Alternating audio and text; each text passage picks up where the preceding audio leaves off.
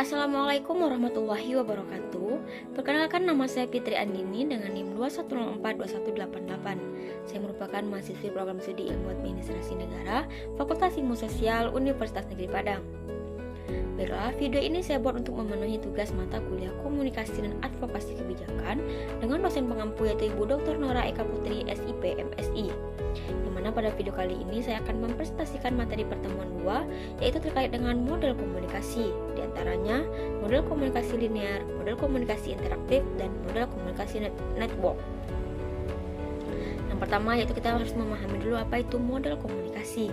Model adalah kerangka kerja konseptual yang menggambarkan penerapan teori untuk kasus-kasus tertentu. Sebuah model membantu kita mengorganisasikan data-data sehingga dapat tersusun kerangka konseptual tentang apa yang akan diucapkan atau ditulis. Komunikasi juga merupakan gambaran yang sederhana dari proses komunikasi yang memperlihatkan kaitan antara satu komponen komunikasi dengan komponen lainnya. Sereno dan Mostensen, model komunikasi merupakan deskripsi ideal mengenai apa aja yang dibutuhkan untuk terjadinya komunikasi. Untuk terjadinya komunikasi diperlukan beberapa unsur, yaitu pengirim, penerima, pesan atau informasi, media atau saran komunikasi, dan umpan balik. Selanjutnya kita akan membahas itu model komunikasi. Yang pertama adalah model komunikasi linear.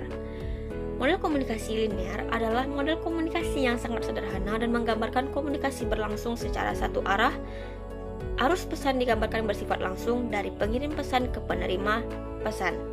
Dalam model komunikasi linear tidak terdapat konsep umpan balik dan penerima pesan bersifat pasif dan menerima pesan.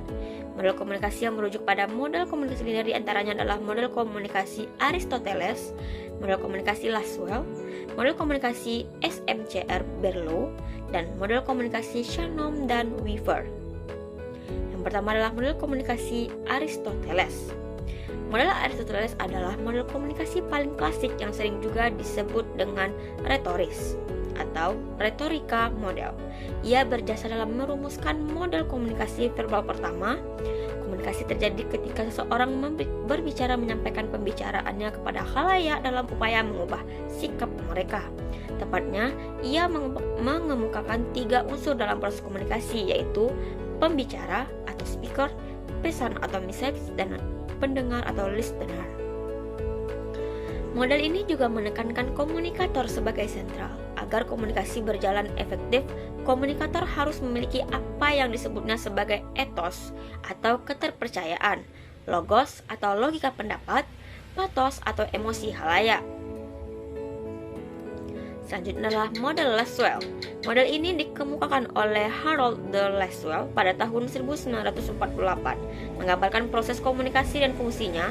Dalam masyarakat menurutnya ada 3 model komunikasi ini, merupakan lengkap yakni who siapa, say what apa yang dikatakan, in which channel yaitu saluran komunikasi, to whom kepada siapa, with what effect unsur pengaruh. Model ini dikemukakan oleh Harold Lasswell tahun 8, menggambarkan proses komunikasi dan fungsi-fungsi yang diembannya dalam masyarakat dan merupakan model komunikasi yang paling tua tetapi masih digunakan untuk orang tertentu. Selanjutnya adalah model SMCR Berlow. Model ini dikenalkan oleh David K. Berlow pada tahun 1960. SCMR adalah kepanjangan dari Source, Message, Channel, dan Receiver.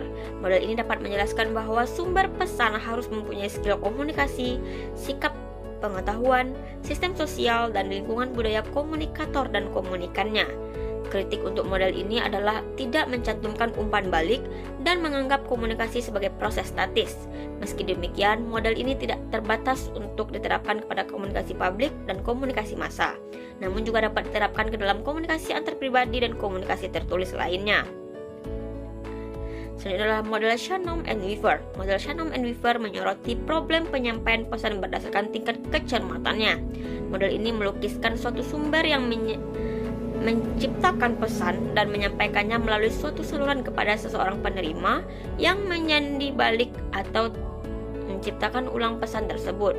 Dengan kata lain, model Shannon dan Weaver mengasumsikan bahwa sumber informasi menghasilkan pesan untuk dikonsumsikan dari seperangkat pesan yang dimungkinkan.